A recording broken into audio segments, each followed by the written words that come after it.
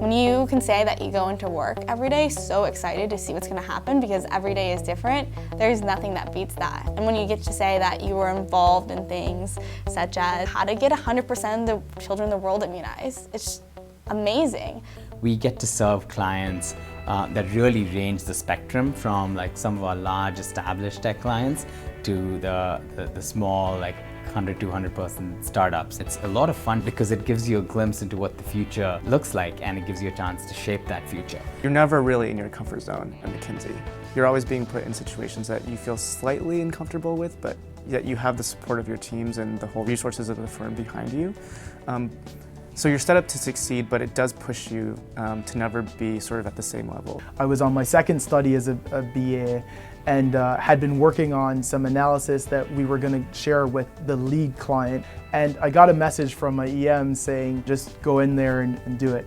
I was there, I had a voice, I was closest to the data, and my EM wanted me to be the one who delivered the message on behalf of the firm. And the level of trust, first of all, that he put in me really embodies what McKinsey's all about. The last 5 years has just been a journey of growth. Reflecting on it, it's actually kind of mind-boggling. When I first made engagement manager, I was very excited. I was finally managing a project, managing a team. And I remember going to a friend's house for a party, and it was a lot of my old colleagues, a lot of the people from academia, and a lot of the people from engineering. And I was talking with this woman who was, 10, 15 years older than me, and she was telling me she was very excited because she had just made manager. And I was thinking, oh wow, this is great. We can share experiences. I can tell you about my experience becoming a manager. You can tell me about yours. And I remember about halfway through the conversation, I realized that it took her 10, 15 years of being an engineer to become manager, and it took me 2 years to become manager. It's important when you're working really hard with a group to know that at the end of the day, when you walk away, that the client that you're working with is going to have had significant value added because of the work that you've done. And I felt that on every project that I've worked with at McKinsey, as I walk in the other direction and move on to something else, I feel like I've left a significant amount of value behind with the clients that I've been serving. The access to knowledge at the firm here, it kind of blows you away, not only from the different trainings that we've done, but on a client side, there's someone at the firm that knows something about anything in the world that you could possibly want to know about. I haven't stopped learning since the first day at McKinsey. The community here is tight-knit. We do activities with each other on the weekends, get to know each other's families. Last Friday I was here with a group of BAs.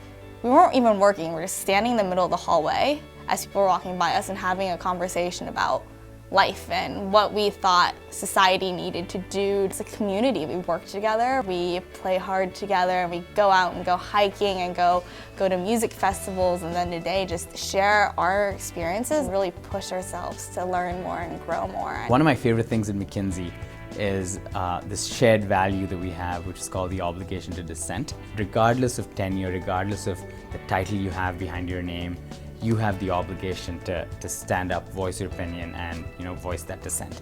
And I think where it really came to light for me was I was sitting in a room with a director at the firm who had been with the firm for like over 10 years.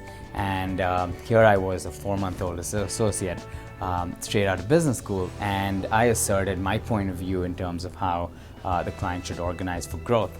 And the director came back very strongly and said, no, I think you should do it this way. At that moment, my natural tendency was to say, okay, fine, you probably know more than I do.